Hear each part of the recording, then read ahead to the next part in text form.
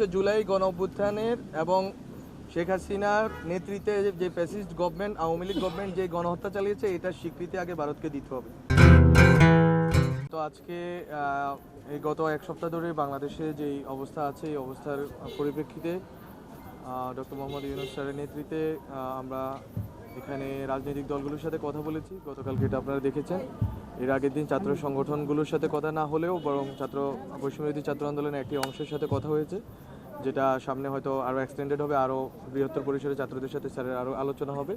আর আজকে বাংলাদেশের বৃহত্তর চারটা যে ধর্ম আছে, হিন্দু, বৌদ্ধ, খ্রিস্টান, মুসলিম, এই ধর্মাবলম্বীদেরকে আমরা ডেকেছি। ওনাদের বিশেষ করে ওনাদের যেটা হয় ইউজুয়ালি বাংলাদেশে ওনাদের কমিউনিটি লিডার অথবা পলিটিক্যাল লিডারদেরকে ডাকা হয়, কিন্তু আমরা আজকে চেষ্টা করেছি বেসিক্যালি ধর্মীয় নেতৃত্বকে ডাকার জন্য, তাদের সম্প্রদায়ে তাদের ন্যারেটিভ নির্মাণের বা তাদের বক্তব্য পৌঁছানোর যথাযথ উপায় আছে, যথাযথ ব্যবস্থা আছে। ফলত আমরা তাদের মাধ্যমে তাদের থেকে শুনতে চেয়েছি, ডক্টর মোহাম্মদ ইউনূস স্যার তাদের থেকে শুনতে চেয়েছেন, এবং তাদের মাধ্যমে আমরা একটা মেসেজ পুরা বাংলাদেশের কাছে এবং বাইরের যারা আছেন আমাদের দেশের পক্ষে বিপক্ষে সবার কাছে একটা মেসেজ পৌঁছানোর চেষ্টা করেছি যে বাংলাদেশের মানুষ সম্প্রদায়গত দৃষ্টিকোণ থেকে সবাই একটা পয়েন্টে আছেন, এক জায়গায় এসে মিলিত হয়েছেন, এবং জুলাই গণ অভ্যুত্থান পরবর্তী যে সরকার, এই সরকার যে কোনো মূল্যে যে কোনো ধরনের ষড়যন্ত্র রুখতে প্রোঅ্যাক্টিভ কাজ করবে। কোনো ধরনের রিঅ্যাকশনারি কাজ এই সরকার করবে না, কোনো ধরনের হঠকারিতা এই সরকার আশ্রয় দেবে না, প্রশ্রয় দেবে না। বরং আমরা যত বেশি ন্যাশনাল কনসেনসাস ক্রিয়েট করা যায় সেই দিকে আমরা এগোবো, এবং আমরা আমাদের অন্তর্গত শক্তি, আমাদের দেশের ভেতরকার শক্তি, ভেতরকার সংহতি শক্তি বৃদ্ধি করব। বাইরে যতই ষড়যন্ত্র হোক না কেন, আমরা যদি ভেতরে এই দেশের মধ্যে ঐক্যবদ্ধ থাকি রাজনৈতিকভাবে, সম্প্রদায়গত জায়গা থেকে এবং আরও অন্যান্য ক্ষেত্র বিশেষ আমরা যদি ঐক্যবদ্ধ থাকি, বাইরে যত অপপ্রচার চলুক বাংলাদেশ এগিয়ে যাবে। এটাই হচ্ছে ডক্টর মোহাম্মদ ইউনূস স্যার বলেছেন।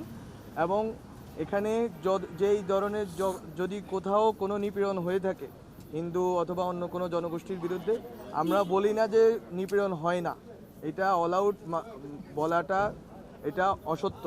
কিন্তু যদি হয়ে থাকে সেটার বিপরীতে সরকারের ব্যবস্থাকেও আপনারা প্রচার করবেন। বিশেষ করে সুনামগঞ্জে হওয়ার পরে আমরা ব্যবস্থা নিয়েছি, এবং ওই ব্যবস্থাটা পত্রিকাতে আপনারা মিডিয়াতে বলবেন, যাতে আমাদের যারা সংখ্যালঘু ভাই বোন আছে তারা যেন ট্রাস্ট পান। এই দেশটা সকল নাগরিকের। এবং স্যার শেষমেশ একটা কথা বলেছেন, এই কথা বলে শেষ করি। স্যার বলেছেন সম্প্রীতির তা তো দরকার, কিন্তু সম্প্রীতির সাথে ভয় যাতে জড়িয়ে না যায়, বরং নির্ভয় নাগরিকেরা নির্ভয়ে চলাফেরা করতে পারে, সবার মধ্যে মেলবন্ধন খুবই স্বাভাবিক গতিতে হয়। আমরা এখন ঠেকায় পড়ছি, এই জন্য হিন্দুদেরকে ডাকতেছি, বৌদ্ধদের ডাকতেছি, এইটা যেন না হয়। এটা হচ্ছে স্যারের দৃষ্টিভঙ্গি, এই সরকারের দৃষ্টিভঙ্গি।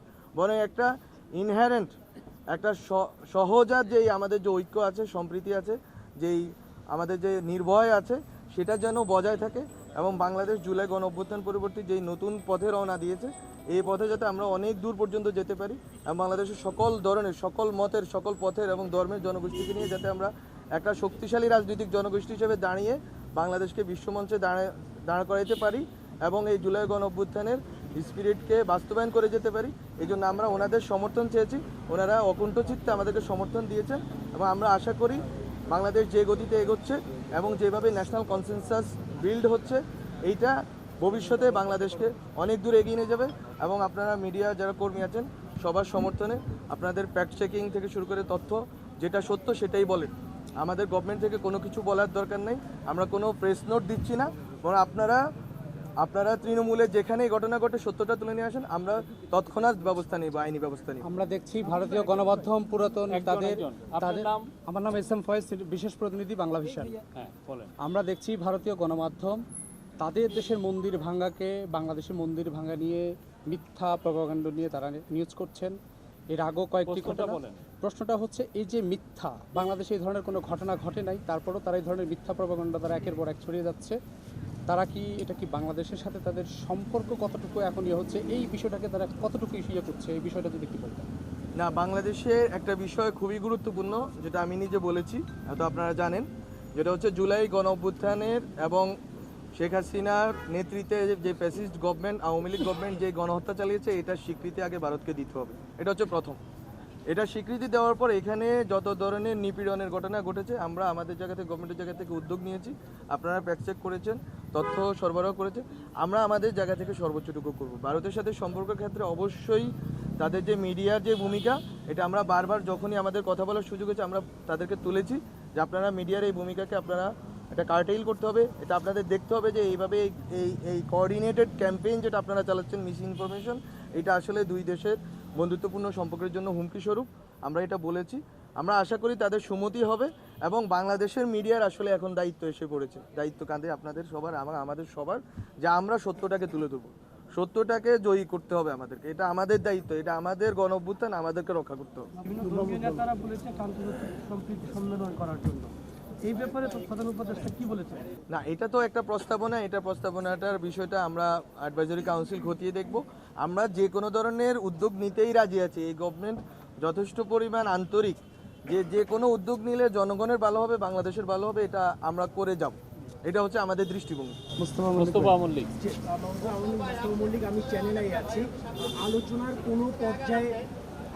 কোনো পর্যায়ে এরকম কোনো আহ্বান জানানো হয়েছে কিনা আমাদের ইসলাম ধর্মাবলম্বীদের প্রতি, যখন একজন অপরাধীকে রাষ্ট্র যখন আটক করে বা আইন হেফাজতে নেয় সেটা অপরাধী হিসেবে নেয়, কিন্তু আমরা দেখি সেটা যখন মুসলিম হয় তাকে মুসলিম হিসেবে কাউন্ট করা হয় না, কিন্তু অন্য ধর্মাবলম্বী হলে তারা সেটাকে এটাই কোশ্চেন। এই বিষয়েও কোন আহ্বান রাষ্ট্রের পক্ষ থেকে ছিল কিনা যে অপরাধীকে যেন অপরাধী হিসেবে দেখা হয়? অপরাধী, কিন্তু আমার কথা হচ্ছে যে এখানে রাষ্ট্রের কোনো রাষ্ট্র তো হচ্ছে বা আইন, এটা হচ্ছে যে অন্ধ এক ধরনের, আদালতও এক ধরনের ব্লাইন্ড ফোল্ডেড। সে দেখবে যে কে দোষী কে অপরাধী, সে দেখবে না তার ধর্ম বর্ণ জাত কি আছে। আমরা মনে করি এটাই দৃষ্টিভঙ্গি। ভারতীয় আগ্রাসনের বিরুদ্ধে মোটা দাগে আজকের সবাই কি কথা হয়েছিল? ভারতীয় আগ্রাসনের চেয়ে আমাদের কাছে মনে হয়েছে, এটা আমাদের দৃষ্টিভঙ্গি, গভর্নমেন্টের দৃষ্টিভঙ্গি, যে আমাদের নিজেদের শক্তি কতটুকু আমরা বৃদ্ধি করতে পারি, আমাদের নিজেদের ভিতরে কতটুকু সংহতি শক্তি আছে, কতটুকু আমাদের ভিতরকার প্রস্তুতি আছে। আগ্রাসনের কথা তো আমরা শুনতেই পারি, আগ্রাসন অনেক ধরনের, আগ্রাসন অনেক দেশ করতে পারে, তা আমরা কতটুকু প্রস্তুত আছি। আমরা আমাদের জায়গা থেকে শক্তি বৃদ্ধি করব, আমাদের যত ধরনের অনৈক্য আছে, বিভেদ আছে, এগুলোকে মুছে ফেলবো, আমরা শক্তিশালী হব। এটা আমাদের দৃষ্টি।